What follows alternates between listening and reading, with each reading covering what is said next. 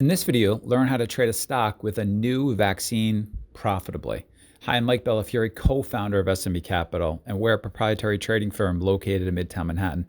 And I'm also the author of the trading classic, One Good Trade, and the playbook. In this video, see a firm prop trader and me recap an effective and open-minded after-hours trading strategy that you can use to help grow your trading account.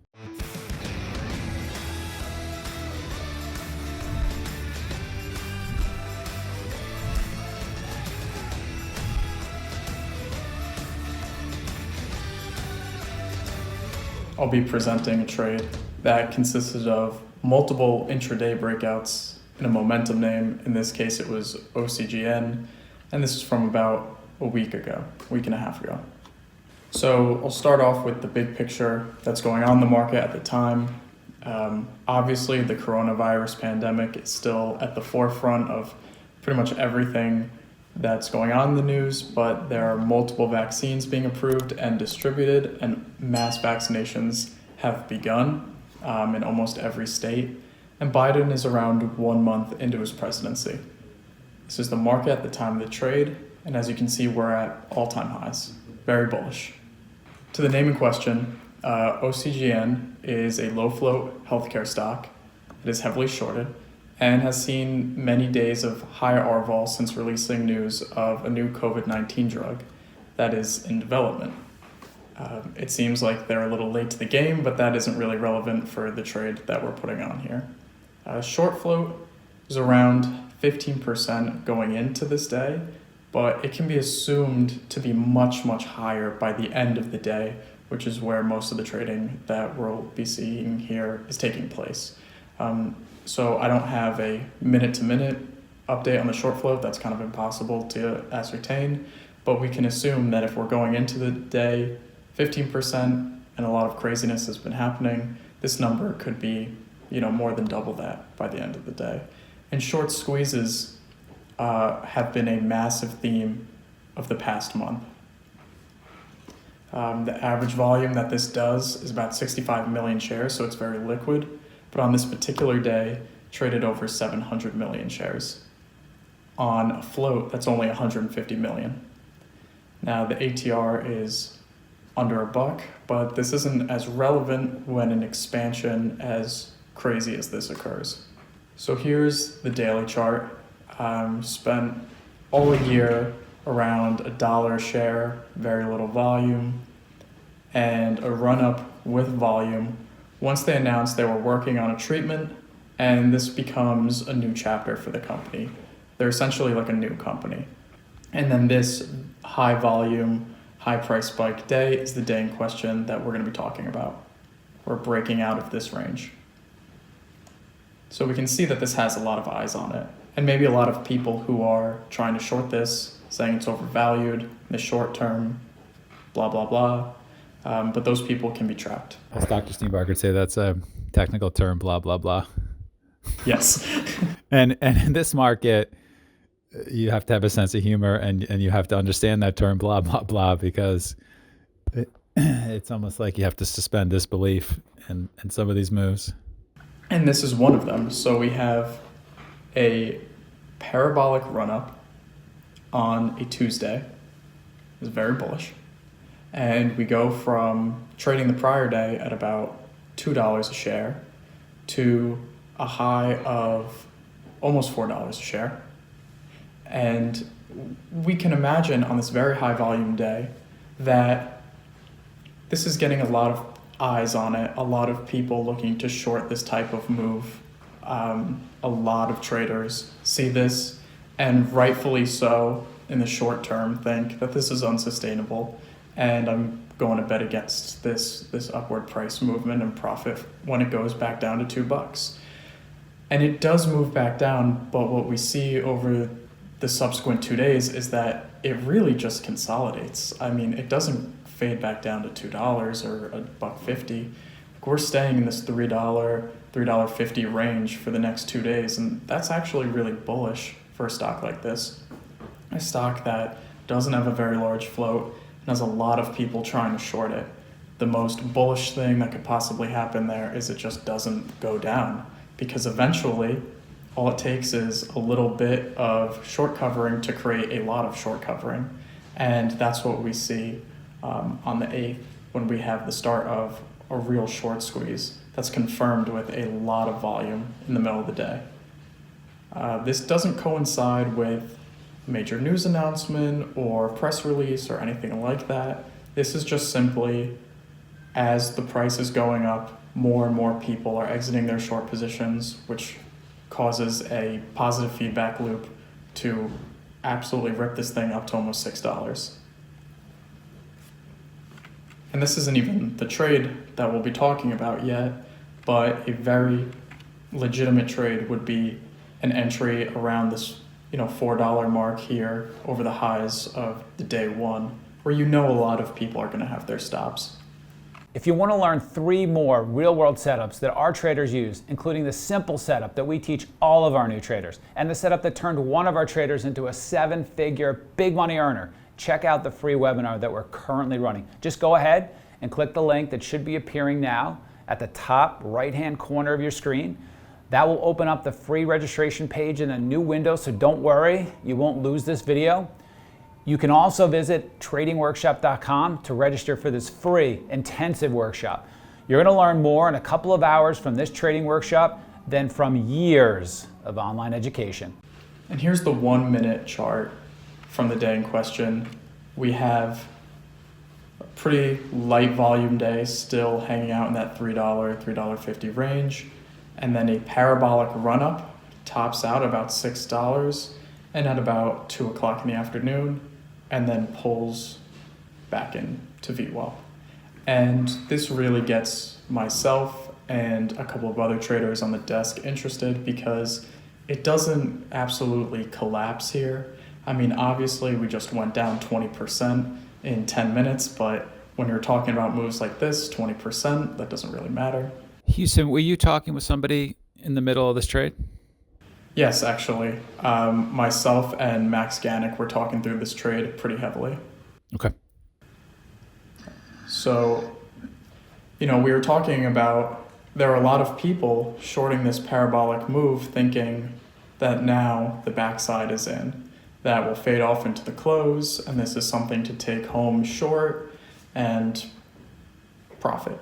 But when we're not breaking down, when we're just consolidating into the close, this is actually very, very bullish, and this is what makes me want to get long. Good. So you're thinking about who could be trapped on the short side for this trade and could get in trouble if it gets above a certain level. Absolutely. Even if those levels are not sustainable for a longer time period, even if in 6 months we came back to look at the stock, it wouldn't be above these prices.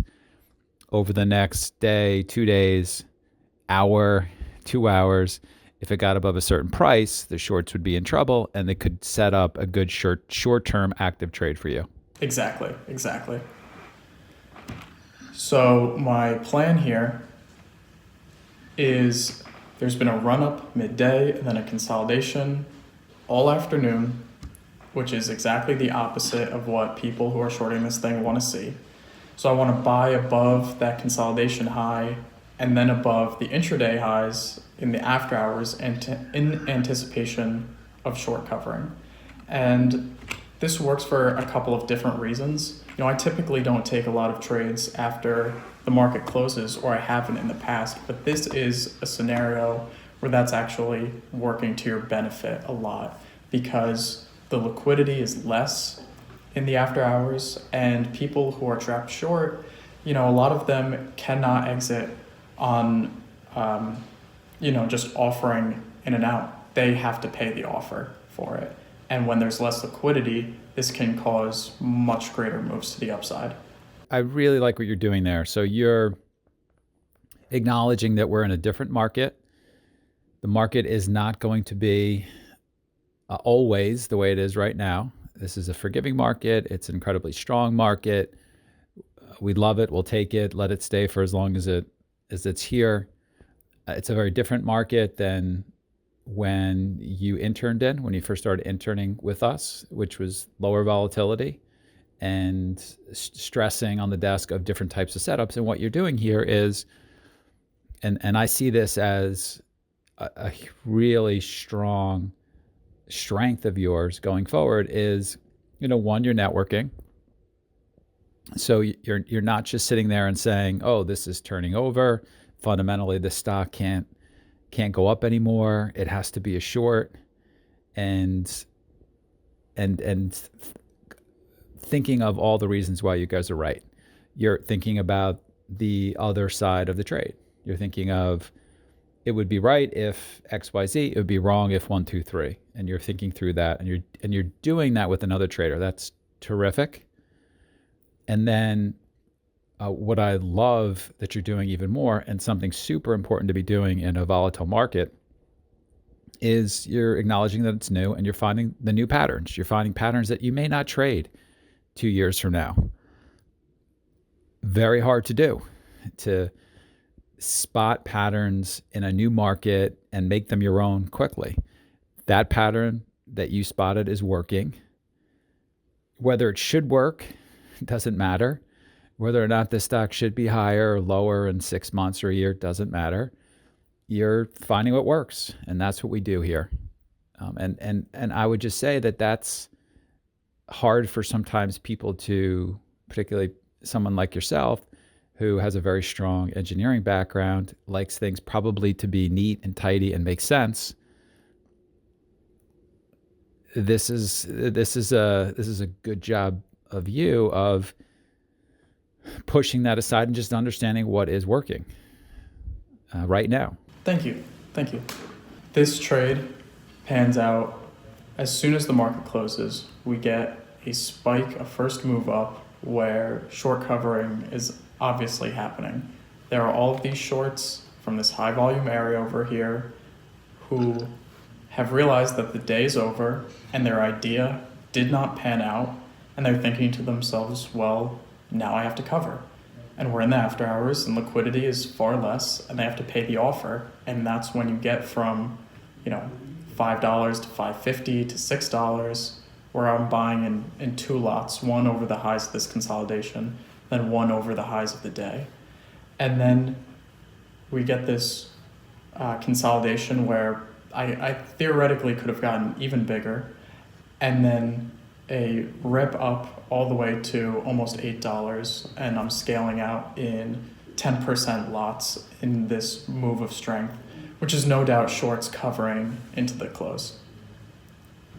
This is a very straightforward trade. Can you say that again? The stock got above the consolidation area at what price and went up to what price? This move started at $5.50 and was at almost $8, an hour later, and would go much higher than that the following day. That's a good move. Crazy. Very crazy. May we trade in interesting times. Yes, I hope we always do. Now we'll go into the trade review. So this is not a trade in my wheelhouse. I've never really traded in the after hours before, but I want to expand my playbook. I want to expand my playbook with trades that have consistent edge. And the highlight of this trade was honestly taking it and now knowing that I can take it with a larger size next time. Talking through this trade with some more senior traders definitely gave me confidence to put it on. Breakout trades in general aren't something that I typically take. If there's not a fundamental catalyst or a reason for a short squeeze, such as this one, I find that a lot of these breakout trades don't always work. But this type of intraday breakout has mechanics to it that give it edge beyond just a line on a chart, buy above high a day, that kind of thing. It's a highly shorted low float with a lot of eyes on it, where the backside is supposedly put in both 2 days prior and then at 2 p.m. on the day of. But neither of those backsides actually materialized, and we can capitalize off the short covering that ensues after highs are breached in the after hours when things are less liquid. This is a trade that had a lot of check marks ticked for it, and that's why I took it and why the next time I see it, I'll be able to take it with a much larger size. Yep, huge advantage to work at a prop firm, tapping into the intellectual IP of other traders, starting dialogues with them, and learning from them. And I think this is hard to do, Houston. I think it's hard to on the fly learn a new trade from somebody else in an area that's not that comfortable for you, and dip your toes in the water and get out of your comfort zone. That's a real strength we may be witnessing from you right here. Not easy. I appreciate that. I'll just say, and I encourage those listening and watching to think about how you can do this. So we've identified a trade, and the trade is a good one, and I'm sure it will last for some time when we're in the strong market. But the real leadership that Houston is showing right here is an ability to learn from others and to be uncomfortable in something new and make it his own. And so we got to all keep doing that. That should never stop. That's a part of being a solid trader. That's a characteristic we see amongst elite traders, is the ability to feel uncomfortable and broaden their playbook so that they are better and bigger and are doing more things. All right, well, I think we can wrap it up here. And thank you guys very much. Hey, go ahead and click our subscribe button so you don't miss any of the videos that we're producing for you in the trading community. And please take the time to add your feedback in the comments section for what videos you'd like for us to produce next and what you found helpful from this video. From all of us at S&B, train and trade well.